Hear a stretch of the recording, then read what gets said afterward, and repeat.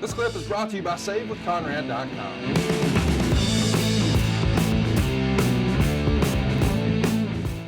The world was changing so rapidly, his world was changing as far as the WWF was concerned, WWE, whatever, and he just couldn't handle it. He didn't feel right about it.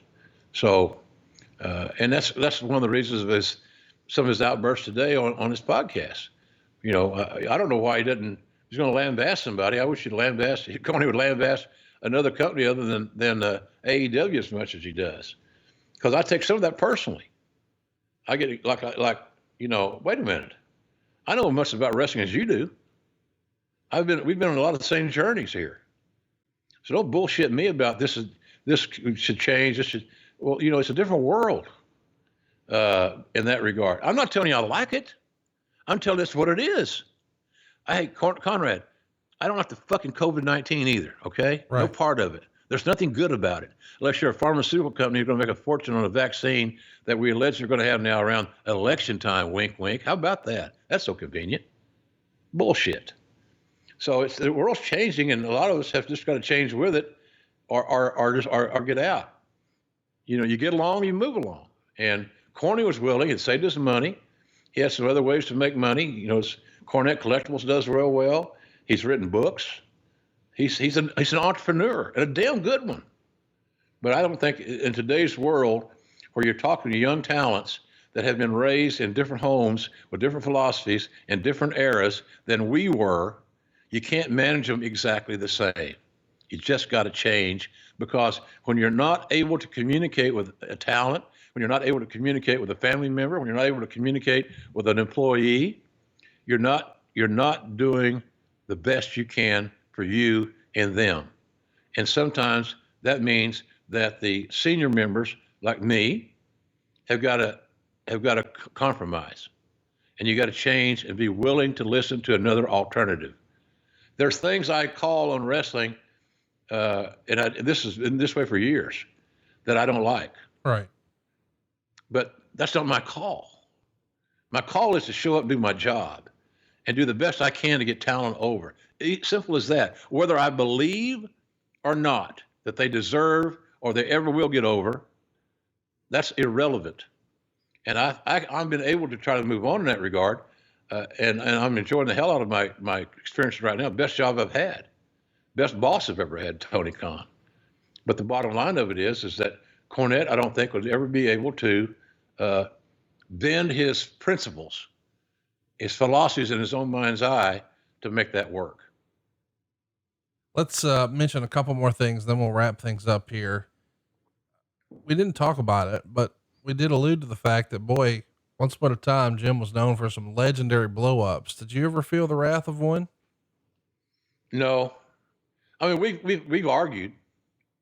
I remember one time I taped a bunch of some vignettes for WrestleMania 12 and with Bret Hart on a cold ass day in Calgary, and the team was there getting ready to do TV, so they were in their production meeting, and I was late, and the reason I was late was because Bret was late.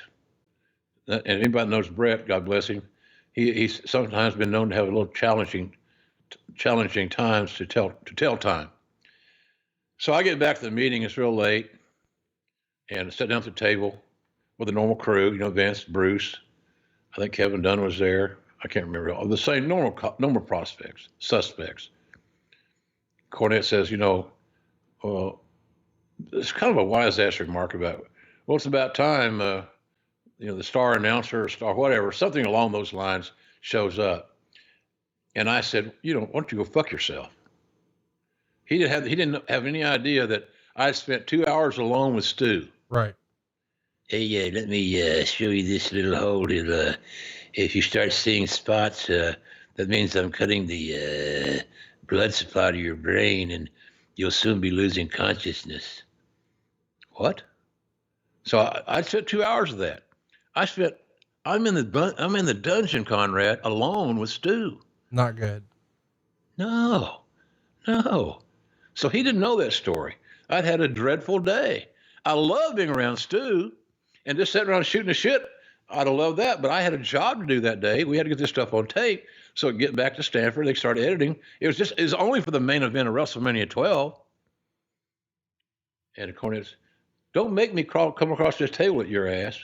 I said, there ain't no anchor tied to your ass, so fucking have at it. Something along those lines. And that would have been like, two turtles on their shell trying to get off their shell and fight. It was, I think it basically was a point of comic relief for Vince and everybody else there, because they'd been waiting and trying to have this work out and this, that, and the other. So, but that was the closest anything like that ever happened. But in 5 minutes, it was over. Right. But I've been in booking committee meetings where he would blow up at an idea or something like that. And we've debated, but never to the point of where we got kind of close to, having a silly ass slap fight and doing, stuff that would embarrass us and the company. But not really. We got along pretty damn good. And I'd like to think that we still get along today. We just don't communicate. Yeah, let's talk about that. What's your relationship with him like now? I mean, you have his number, he has yours. You guys just busy, life gets in the way. Y'all aren't cross or anything, right? No, hell no, not at all. Hey, look, we don't agree philosophically on a lot of things, especially as it relates to the company I work for. And so that's a fact. And I've never gone on social media and won't to complain about him. I know we have talents on the AEW roster like FTR that thinks he hung the moon, and I can't deny what their thoughts are. They do a lot of things that Bobby and Dennis and Bobby and Stan did in their own way. But I have never been on social media and not corny. But what I look at it is this, and I may be looking at it wrong. When he knocks AEW, he's kind of knocking me. I'm the voice of the brand right now. Well, but some of that is him being an entertainer on his podcast, which, by the way, you can find his 2 podcasts everywhere you enjoy ours. It's the Jim Cornette Experience and Corny's Drive-Thru. Experience is more long form on a singular topic. Drive-Thru is more of a mailbag type Q&A. That's my favorite of the 2. Jim Cornette's Collectibles, which is available at jimcornette.com. Click on the collectibles link. You can buy t-shirts, books, certificates, DVDs, autograph tape by tens, all kinds of crazy stuff, even a burger towel. That's right. A burger towel. Check it out over at jimcornette.com. I'm just fascinated by the way he has become, just through the podcast and social media, this majorly polarizing figure without being on network TV. I mean, he's one of the biggest quote unquote heels in wrestling right now. And he's just doing it from home. That's got to check all his boxes. Yeah, it does. And it shows you how bright he is. Right. He's created a brand new persona to a brand new audience. Now the persona may not be brand new, but to this audience, it's new. Right. Because he's been off national television for quite some time. He's reinvented himself to today's audience. That's the mark of a great entrepreneur.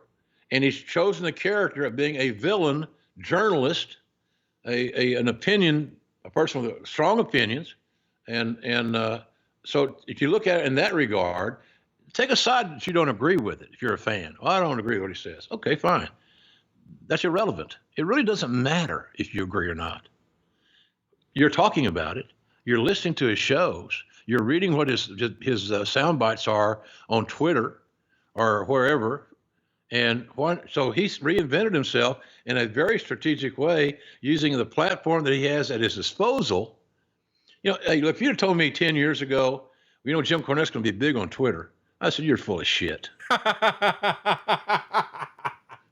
That ain't going to happen, man. No. Are you kidding me? No. And I look at it now. When I see a post from him, I got to read it. Right.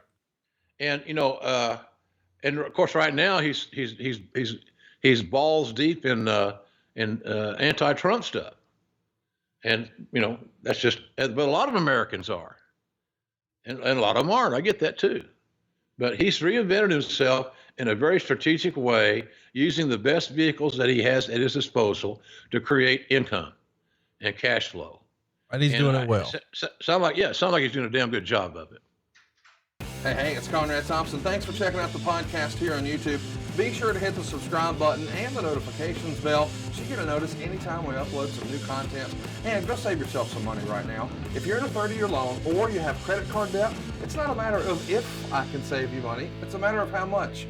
Find out right now for free at SaveWithConrad.com.